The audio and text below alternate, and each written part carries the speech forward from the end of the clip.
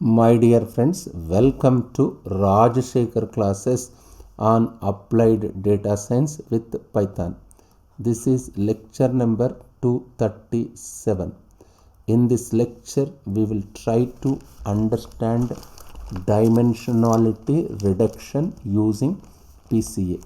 In my previous lecture, that is in lecture number 236, even in lecture number 235, we discussed about visualization. I can say we discussed about data visualization by using PCA. But in this in data visualization, what we have used top eigenvectors. If you want to reduce 784 dimensions to 2 dimensions, we used top 2 eigenvectors. We used top 2 eigenvectors, isn't it? But in this class, in this lecture, we will try to understand significance or importance of eigenvalues also. Yes, how these eigenvalues are useful. Anyway, just let me say like this.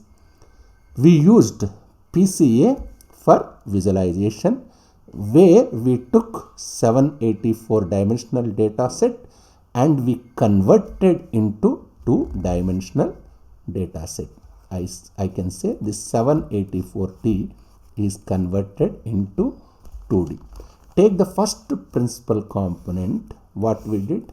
We took first principal component on this axis and second principal component on this axis. I can say on y axis, isn't it? And the PCA, what we did from this 784 dimensions, we can say these 784 dimensions is projected into 2 dimensions. But there may be cases where your 784 dimensions needs to be converted into 10 dimensions. Especially these are useful in training. If you convert 2D or 3D, it is for data visualization, isn't it? But if you want to convert the 784 dimensions into 10 dimensions, especially these type of applications are useful in training machine learning algorithms. In future classes, I will discuss about, I can say like this, 784 dimensions to, let me say, I am converting with PCA to 10 dimensions. Where it is useful? It is useful in machine learning training models. How it is useful? I will discuss in my future classes. You might want to convert your data from 784 dimensions to something greater than 2. If it is 2 or 3, it's mostly for data visualization. But if it's like 10, if your 784 dimensions is converted into 10 or 20 or 200, like this, isn't it? We are going from, I can say this is D. These are D dash, isn't it? I'm going from D to D dash. I'm going from D to D dash. We need is your D dash is less than or equal to D, isn't it? What your D dash must be? Your D dash must be less than or equal to D. Then only I can say that is dimensionality reduction, isn't it? I can say. So imagine now that I want to go from 784 dimension data to, let's say, 784 to, let's say, let's say we are going to 200 dimensions. How do I do it? What is my intention? What is my intention? I have original data of 784 dimension. Let's say I want to convert into 200 dimensions. How do I do it? The question is, how do I do it? It's very simple. I have a data matrix. Let's say my data matrix size capital X is just like 15,000 rows, 15,000 points. Each point has got 784 dimensions. This is my X. If I multiply this with other matrix, let me say there is other matrix V, which has got dimensions 784 by 200, isn't it? This V is, what is this V? This V is composed of the top. This V is composed of top 200 eigenvectors. Top 200 eigenvectors. Each of my eigenvector. So, if I take how many eigenvectors? There are 200 eigenvectors. Top 200 eigenvectors. Each has got 784 dimensions, isn't it? 784 by 200. If I take covariance matrix of capital X, how can I calculate covariance matrix? My covariance matrix C equal to X transpose X. How can I calculate X transpose X? X transpose means what? This is X transpose. X transpose, what is the size of X transpose? 784 into 15,000, isn't it? Into X, what is size of X? 15,000 into 784. This size of C is 784 by 784. This is my covariance matrix, isn't it? What is the dimension of this covariance matrix? 784 dimension, isn't it? How many eigenvalues can I get here? How many eigenvalues can I get? From I equal to 1 to 784. I will get 784 eigenvalues, and correspondingly I will get 784 eigenvectors. What I have to do? There are 784 eigenvalues and 784 eigenvectors. What I have to do? I need to identify top 200 eigenvalues and corresponding eigenvectors. This is my first eigenvector. This is my second eigenvector, so on. This is my 200th eigenvector. All these vectors are top 200. I must identify top 200 eigenvalues and corresponding eigenvectors. What is the size? What is the dimension? There are 784 into, I can say, 200, isn't it? How many? This is my capital X.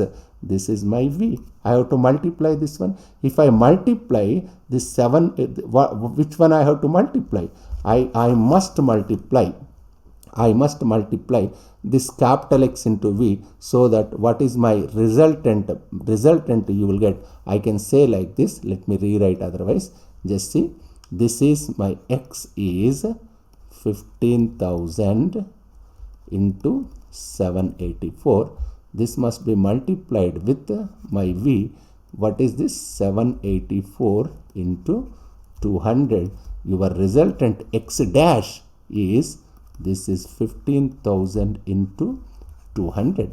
X dash, which is 15,000 by 200. This is my representation of my data points capital X in 200 dimensional space. By the way, this is what we exactly did even for 2 dimensions, where I just had 2 instead of 200.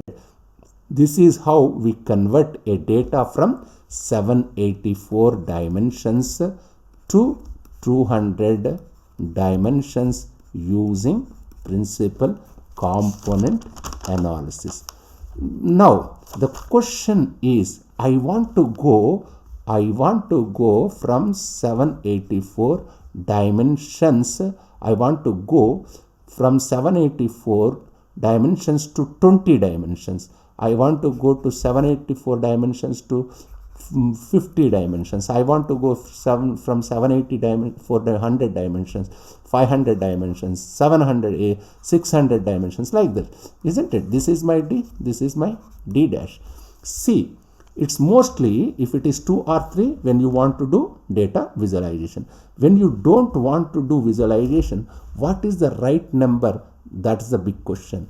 That will have now let's go and understand. In PCA, if you recall, all mathematics that we worked on, we are trying to maximize the variance. What is the concept here? Maximizing variance. That's what we discussed in PCA. Maximizing the variance of projected points. That's the fundamental mathematical details here, is trying to maximize the variance, maximize the variance of what? Of projected points. That's the core idea. That's the core idea in PCA, isn't it? Now, the fundamental mathematical details here is try to maximizing the variance of projected points. So, PCA in its core is variance maximization technique. In simple words, I can write it as it is variance. PCA is variance maximization technique. Variance maximization technique, isn't it? Variance maximization technique. We want to retain as much variance as possible.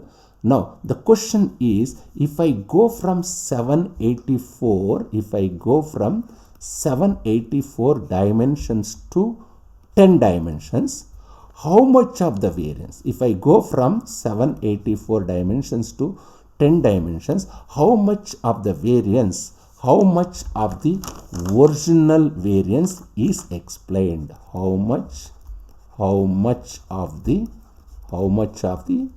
original variance explained? This is fundamental question. Variance is explained. What is the question here? I am going from 784 dimensions to 10 dimensions by using PCA. How much variance can I retain? How much variance can I explain? That's the question. I can somehow, how can I understand this? This is one of the basic questions. In machine learning. I can somehow put a numerical value. I can decide whether it is a right number or not. Let me say, if it is, let me say my how much of the original variance explain. That's my basic question. Let me put it like this. Let me say my capital X is the matrix for which this is, let me say this is, we computed PCA for a given matrix S. What we have to do? We have to calculate C, that is X transpose X. For this one, what I have to do? I have to calculate eigenvalues and eigenvectors, isn't it? I can calculate eigenvalues and eigenvectors. We use the eigenvectors. What? Eigenvalues and eigenvectors. Where we can use eigenvectors? This is useful for dimension, but we use eigenvectors to go to lower dimensions. That means dimensionality reduction we are using, isn't it? But we never use eigenvalues, isn't it? That's eigenvalues. There is a very nice mathematical interpretation of eigenvalues which is beautiful. So let's assume I have 784 eigenvalues, lambda 1, lambda 2, so on. Let me say lambda 784 for our 784 dimensional data set. Let me assume lambda 1 is greater than or equal to lambda 2 is greater than or equal to, so on, is greater than or equal to lambda 784. Which one is largest eigenvalue? Lambda 1 is largest eigenvalue. Lambda 2 is second largest eigenvalue. Let's say we are converting your 784 dimensions into 10 dimensions. Original question, this one is 10 dimensions. Now I want to understand what is the variance that is already explained or retained in this 10 dimensions. That's the basic question. If this is the question, if I have, there is a very simple formula. What is that simple formula? Let me write like this. Yes, let me say I have eigenvalues lambda 1 plus lambda 2 plus how many? Top 10 eigenvalues. Top 10 eigenvalues. I must add these top 10 eigenvalues and I must divide this one by sigma I equal to 1 to n lambda I. Let me say this value is 0.2. Now what is my intention? Original data size is 784 dimensions. We are reducing into 10 dimensions. How much variance I can explain? Isn't that's the question. For that, what I have to do? I have to add the top 10 eigenvalues and divide with this one. Let me assume I have got 0.2. What this means is that 20%, the 20% of the variance, 20% of the variance of the total variance of the total 784 dimensions, of total 784 dimensions is explained in 10 dimensions. In 10 dimensions. What does it mean? There are 20% of the variance is explained by this top 10 eigenvalues. I can say top 10 dimension. What this says, only 20% of the whole information can be explained, because we said variance is a nice measure of information. Only 20% of the information has been retained or explained. When I project it to 10 dimensions, if you are okay with it, then 10 is a good number. If you say often times, what people tells, when I want to go from 784 dimensions to, let me say, d dash dimensions, I want to find d dash. I want to find right d dash. I want to find correct d dash. I want to find correct d dash which retains 90% of the information. 90% of the information. This is very important problem. This where you can see in many machine learning problems or in data science problem. Identifying this d dash is important. Again, I will repeat. If I want to transform from 784 dimensions to d dash dimensions, such that I must retain 90% of information. What is my d dash? Identify correct d dash. 90% of information are to retain, to explain 90% of information. What is the right d dash? Identify correct d dash. This has got more practical applications in many machine learning algorithms. This I will discuss in my next lecture, that is in lecture number 238. Even we will try to demonstrate in Jupyter Notebook, same thing. Thank you very much.